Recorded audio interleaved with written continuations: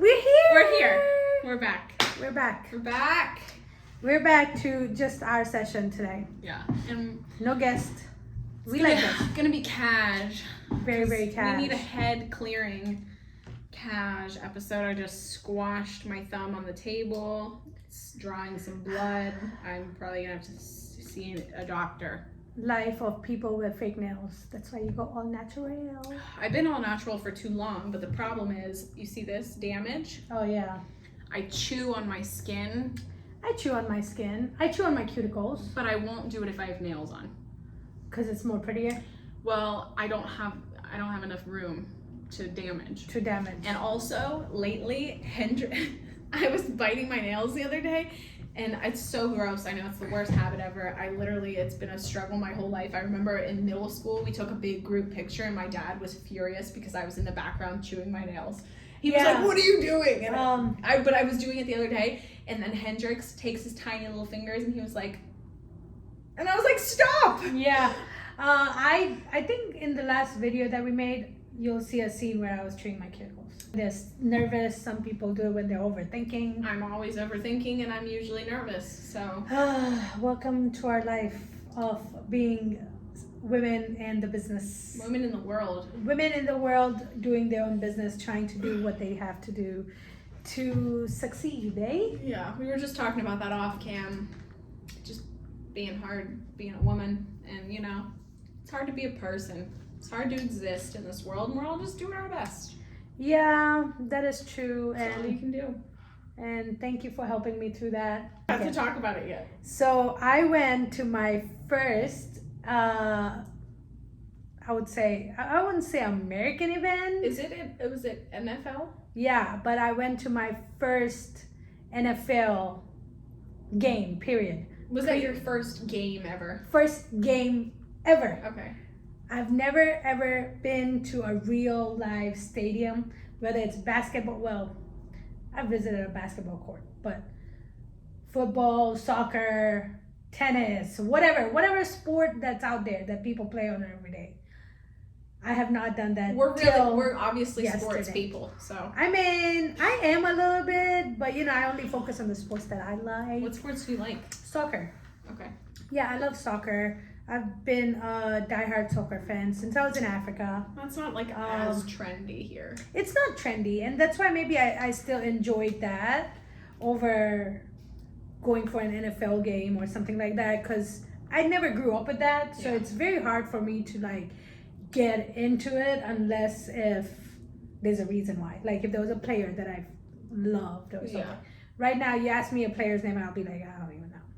Yeah, I just know the names of the team. I do know one time I went to your house and you were watching a game. Yeah. Was it soccer? It was. She knew the guy's name and loved him, and it was the whole thing.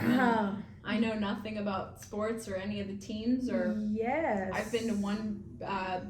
Actually, I don't know if this is even Pirates baseball. Oh, yeah. Is that professional? I mean, I don't know. It was a big stadium. I was probably 9 years old though. That was the only big game I had been to. Nice. But yours was cool. You were in a box. Yeah, I was in the silver club. Yeah. It was really, really nice. I mean, you could have access to air conditioning, access to bathrooms. On a hot day, that's essential. On a hot day, oh my God. No porta potties. Yeah, no porta potties, no rush. Great crowd, great drinks, expensive. How much were them drinks? Babe? Oh my God, we bought liquor drinks and we paid $90 for 2 people. Barely. That's crazy. And mind you, those drinks were not at all strong. Yeah, that's crazy. It was filled with ice. Yeah. Put the liquor first and then put the ice. How about that? That's what they do. I mean, yes. It wouldn't have mattered in that particular location how much ice went in there because they were using this automatic filler thing that actually, once you bring up the order, it pours just the right amount that's on the order. So if the order says double shot of vodka, then it'll give you double shot of vodka. So it was that automated system, and it would drip till it's full. Interesting. Yeah, it was a shit that it was the stuff that I see on Bar Rescue and stuff. You know, John Taffer puts all that stuff. I have not watched that. You have not watched Bar Rescue? Man, they're good. Those episodes are good. All right. Yeah. It's basically like a bar show, beat down bar, and then this humanly man, you know, I mean, he's human, but this majestic, but this man comes in, he goes to your bar, tells you what's wrong and what needs to be fixed. Oh, and then okay. they revamp the bar. Okay. Yeah, they revamp the bar, put like these kind of taps just to create consistency for people who are not good at pouring and counting. So then all your drinks come out the right way and they taste the same. I would bartend if I had a machine making the drinks. Well, then you're not a bartender. You're just a server. That's why I don't bartend. Yeah. But anyway, yeah, I did that and it was really, really fun. Crowd was good. We lost big time. Who was the game? You might as well say the team. It was between Panthers and the Jets. It was their first preseason game, and I was okay with it being a preseason game simply because this was my first time ever anyway. Yeah. So for me, it was like people love those. Yeah. I mean, it wasn't like a full stadium, but good crowd, a lot of blues because of the Panthers. Anything crazy happened? Nothing crazy happened. No. Yeah, nothing. No fights. No fights. Nothing crazy. Oh, the craziest thing that I think that happened would be the prices of parking. I never ever in my life imagined that I would be paying $60 for 3 hours of parking. Random parking lot. So basically what they do on game days, all the restaurants and boutiques and stores that are around there, the business owners will charge money to park over there.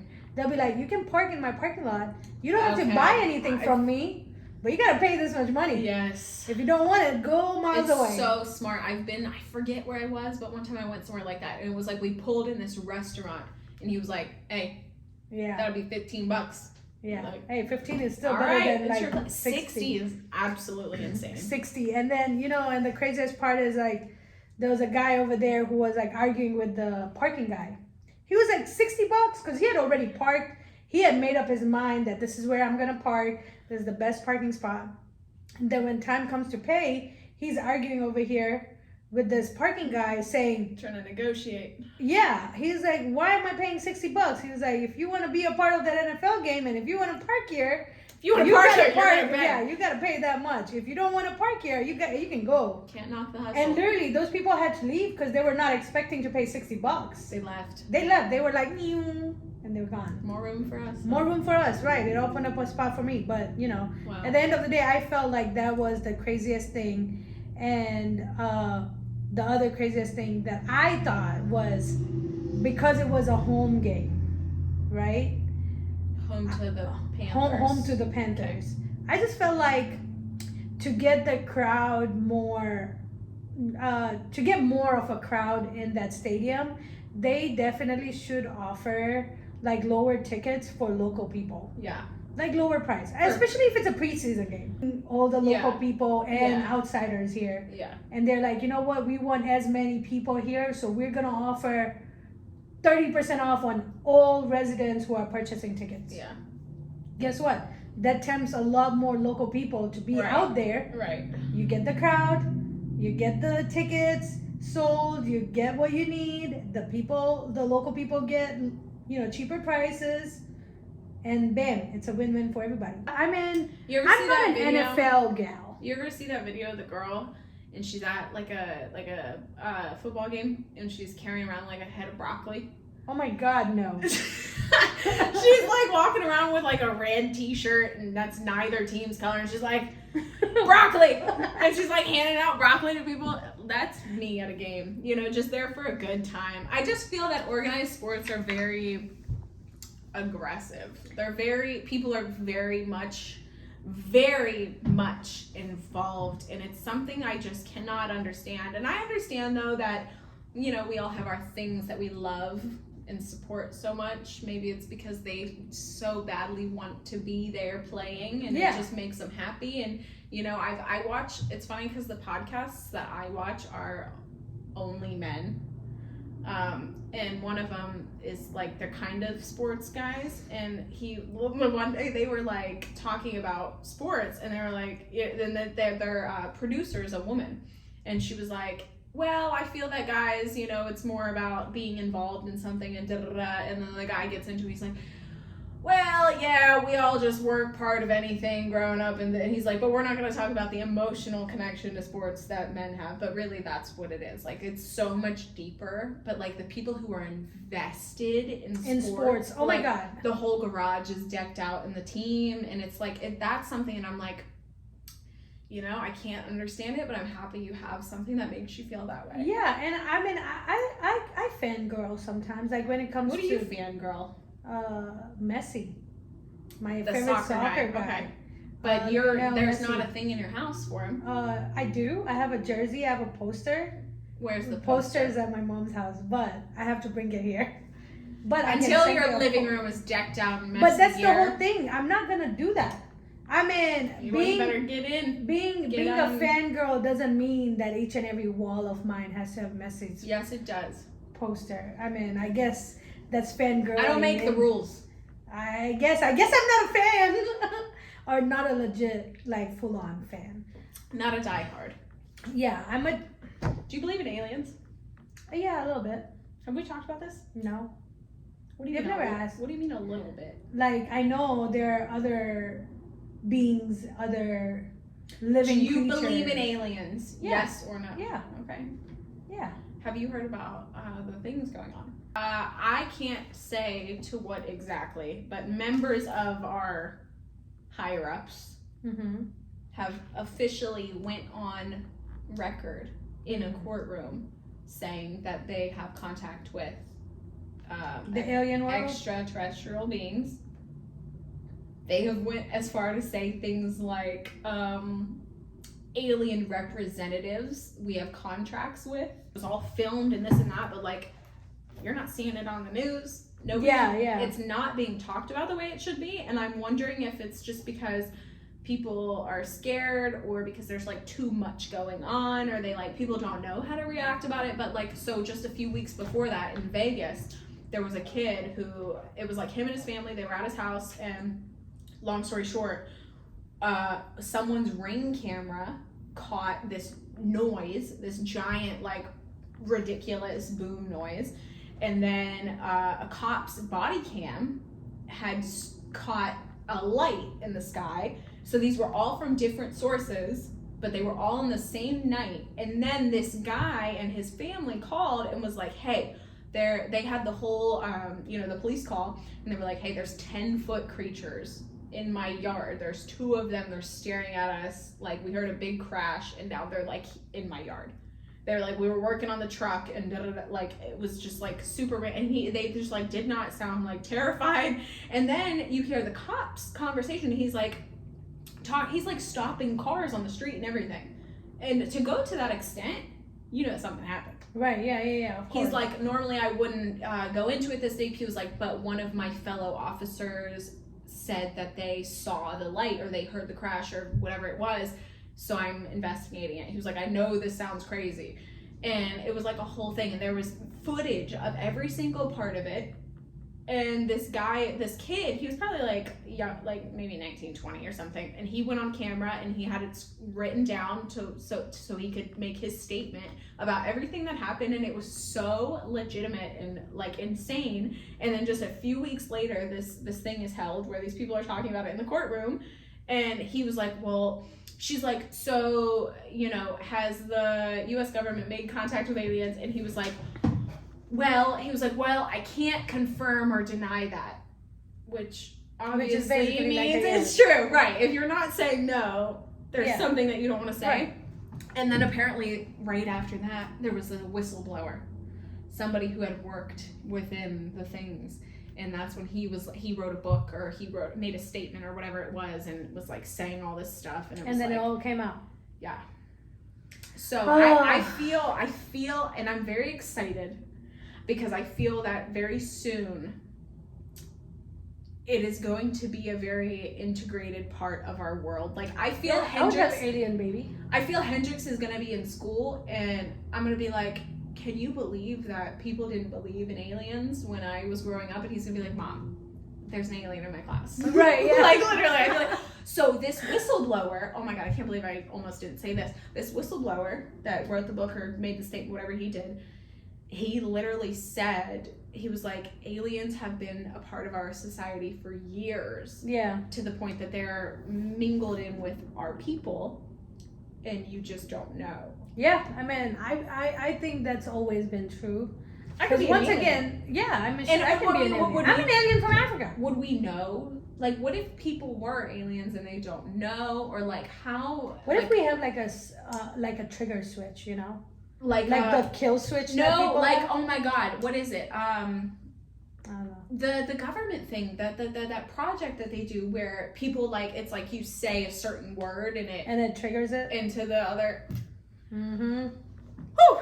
That needs a drink. This podcast took a conspiracy turn, but aliens are not a conspiracy because I always feel like there's more to this world than just us. If you ever have watched that video where they start at one point in the earth and they zoom out to the entire universe, and you watch that video and you don't think that there's people beyond us, that's silly. That's silly. There's so much beyond this little earth. There has to be. I remember growing up and they're like, oh no, there could never be life on Mars. And then a few years later, they're like, well, there's life on Mars and we might be going there. Yeah. You can pay for a trip. Yeah, I might not be able to afford it right now, but you know, eventually, hopefully our grandkids can. Yeah. You know. I'm good at Mars. Hopefully they have their own like Jetsons ship, you know, like their own spaceship. I hope that fly through the Jetsons world. What I hope is that there's a planet that we can go to and live longer, like time slows down or something.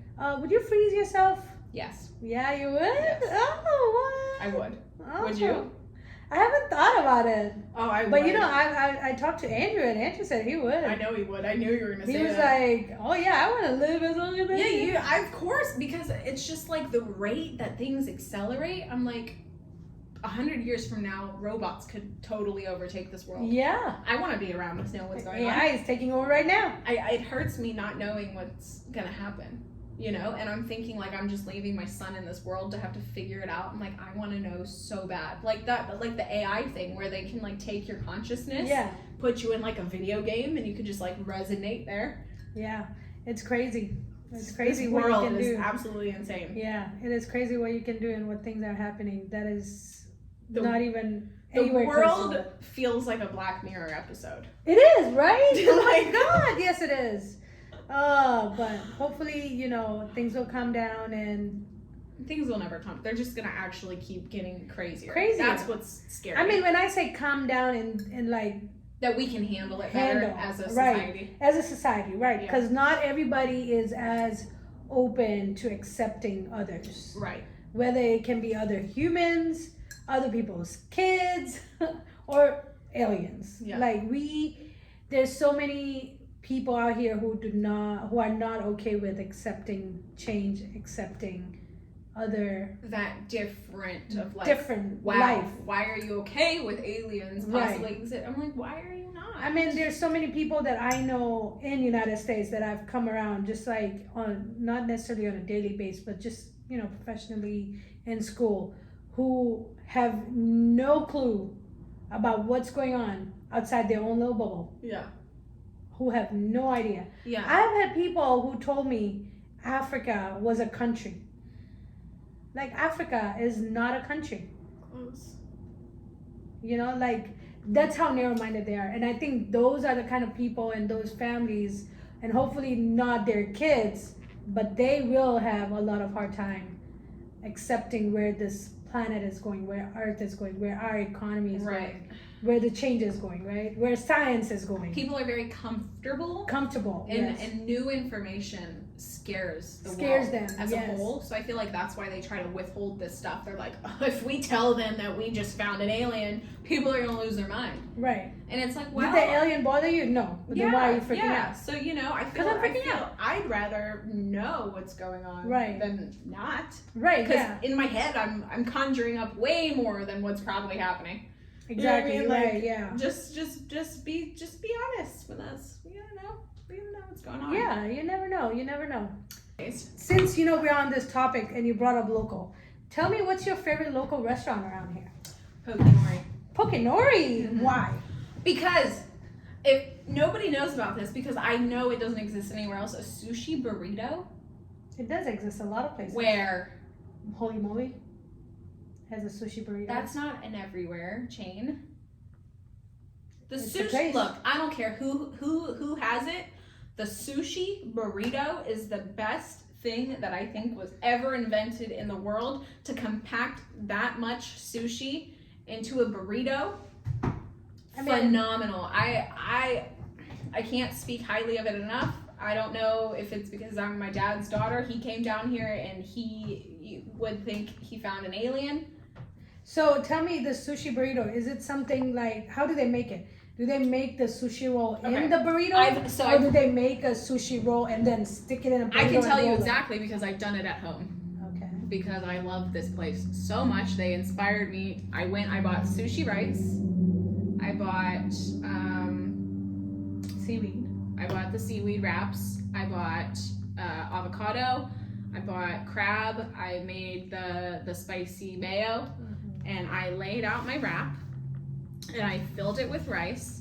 And I sprinkled my stuff. And I can't remember if I used salmon or not. Because you have to use sushi grade salmon. And I didn't know that. So someone was like, you can't just buy a raw salmon. And I was like, oh, shit. Yeah. So I think I just went with the crab. So I did a lot of crab with the spicy mayo and the avocado. And you take the wrap and you burrito it. And then you cut it in half. And you have these two giant chunks of amazing sushi roll. So it's literally a giant sushi. Have you not had it? You haven't had the burrito. Yeah. Oh, it's so good. Well, one day we'll make it a date. Good. That's where when I take myself on a date, I get a Bud Light and a sushi burrito, and I sit there by myself and I look out the window and watch the cars pass. That is amazing. It's a good time. What's your favorite? I honestly don't have like a favorite local place because I love them all. Yes, you do. She wants to go to Delaney's all the time. I want to go to Freight Yard all the time. Freight Yard for the big pretzels. For the big pretzels. So every place has something that I love, and that's why I feel like I don't have like a you can't pick specifically favorite spot. Yeah, I mean, I say Pokenori because I could wake up for like at 9 a.m. and be like, I want Pokenori right now. Okay, I'm like that. I want sushi at 9 a.m. I mean, okay, if you are gonna ask me for my favorite sushi spot, then it's Miyako's downtown. I've had it. Yes, that's my favorite sushi spot. That's my favorite sushi date night spot. Yeah. They do a good tuna roll. Yeah, they do all kinds of good rolls. I think I love them, and now that they've expanded it's so good. I want sushi now. I know, me too. And now that they've expanded it, they have more rolls for people who are like, oh, I don't like to eat raw stuff. Yeah. Well, now they have cooked stuff too on their menu, so you have the choice. People who are vegetarian or who don't eat fish like that, they have meat like chicken and steak sushi as well. Yeah. For people who want to eat sushi, but they're like, I don't eat raw fish. But they deep fry all that. They cook it. What I'm actually talking is, I think it's a cooked tuna roll and it's deep fried and it's amazing. It is, yeah. I've tried a deep fried roll before and it's amazing. It's funny because I never liked sushi. My dad always ate sushi and loved raw things and would eat calamari and all this stuff, and I was like, this is disgusting. And then I grew up and I understand. So one crazy thing that happened to me yesterday, I found out I'm not allergic to mushrooms. You thought you were? Yeah, because every time I've had contact with mushrooms, I get super itchy, my hands turn red. What type of mushrooms are we talking? Like food mushrooms. Okay. Like food mushrooms. And that's why the other mushrooms have not been in my category. Like a portobello? I don't know, man. I don't know what was in that. Okay. All I know is you're reacting. I ate a mushroom ravioli yesterday, and not just one. I ate like 6 mushroom raviolis. You did that with the thought in your head that you might be allergic? I didn't know that it was made with mushrooms. Oh, okay. So the meal that I posted yesterday on Snapchat, those raviolis had mushrooms. And you found when out my later. cousin cooked it, he didn't think about even like being allergic to it. Yeah. And then one of my friends was like, "Hey, what is in that ravioli? Is it just cheese?" And I asked him, and he was like, "Oh, it's mushroom and cheese." And I was like, "Oh, okay. Well, we'll find out today if I'm allergic or not." And he started freaking out. I mean, not crazy freak out, but he was like, "Oh my God, do you have like your medicine or whatever you need?" Like an EpiPen? Yeah, and I don't have any of that because I'm like, once again, this was like a self-discovery of mushroom allergy. Because like I said before, every time I came around it, I would turn like red and I would start itching. Maybe it's a certain kind. And maybe it can be, because the only time when I had that problem or when I was exposed to mushroom like that was when I worked at Dairy Queen and they had that mushroom Swiss burger. And that's the time I would always have that reaction. And since I've left that place, I've tried to avoid mushrooms. Yeah. Till like yesterday when I unintentionally ate it. Yeah. And I was like, shit, I guess I'm not allergic anymore. Yeah. Or I never was. I don't know. I've also recently learned that whether it be an allergy or an intolerance, those can come and go. So maybe that was the thing. Maybe I had a mushroom intolerance for like 10 years. And then it goes away. No, like, I'm not. Because I know people, and I think I'm developing a lactose intolerance. Ooh, that's the bad. Because I love cheese. Babe, Oh, I love cheese. I no love cheese, cheese no stick. ice cream. Some these are all my favorite things. I know. Some mozzarella cheese in the block. I'll eat it whole. And I do that, and I'm like, I don't feel good. So fun fact about me. I love cheese, but it has to be melted or cooked or, you can't eat it from the block. If you give me like, charcuterie boards. Charcuterie board. Yeah, if you give me one of those. You're not eating the cheese? I will barely take one block of cheese and then it'll just start making me gag. And a lot of people, when I brought this up to other friends of mine, they've told me maybe it's the type of cheese that you're eating. Maybe you just don't like. So when this whole charcuterie board came in style, trending, because it has a bunch of different cheese, one day I experimented and literally I almost gagged halfway. So, fun fact, I cannot eat blocks of cheese. That's not fun. That's not a fun fact at all. It's a fun fact for me. That's disappointing. It is so disappointing. When I was pregnant, I would buy the Colby Jack.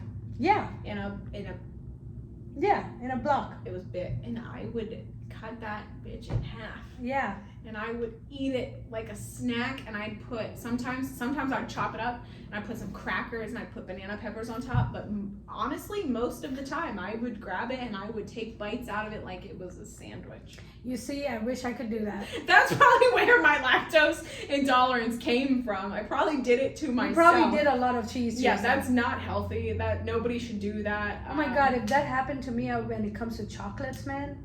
Yeah. Dude. I feel that we can do these things to ourselves by indulging too much.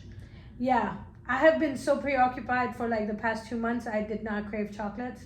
And this last week, all I've been doing is eating chocolate. I saw you bought a chunk of chocolates. Yeah. And I was like, she's having a good day.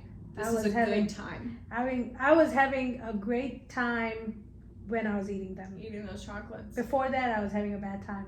But, chocolates make me happy. Yeah, they solve all problems. Yeah. For the most part. The most part. They might get you your blood sugar high and stuff, but, We won't even talk about the damage to teeth because my teeth my teeth too. So, I have been to a dentist before and I have... What the heck? Sorry, guys. Woo! Time out. So,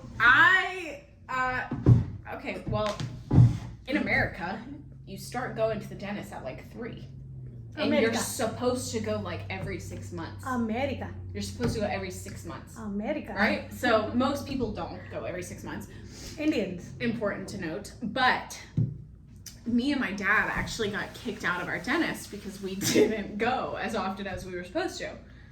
So they kicked us out. They were like, hey, if you're not going to be consistent, like, just get out of here. So yeah, they sent us a letter in the mail and they were like, you guys are missing appointments. Bye. And it's funny because I have like decent looking teeth from the outside, right?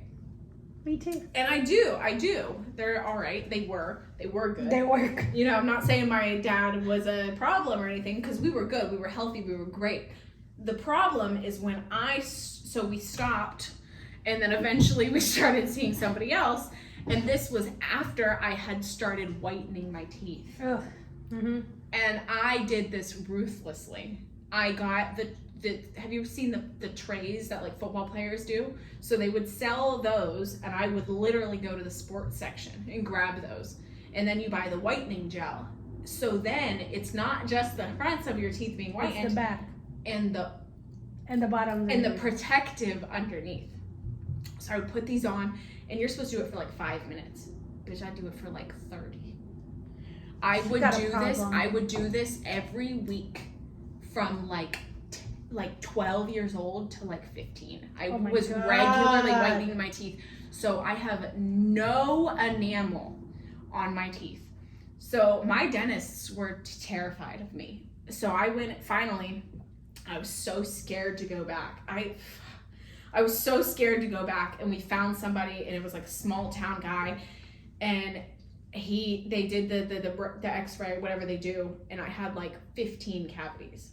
And it wasn't even just like your back teeth, it was like here, because I had no enamel, so everything was just being destroyed.